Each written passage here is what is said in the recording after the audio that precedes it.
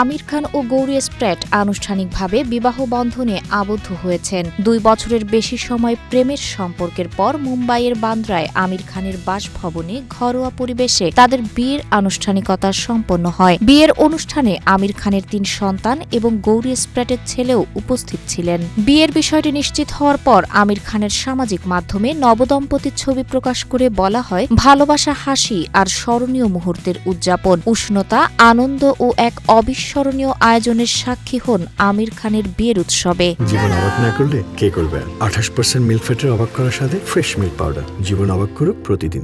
গত 4 জুন আমির খান নিজেই গৌরী স্প্র্যাটকে বিয়ের বিষয়টি নিশ্চিত করেন। তিনি জানান, তাদের পরিচয় প্রায় 25 বছরের হলেও প্রেমের সম্পর্কের শুরু হয় মাত্র 2 বছর আগে।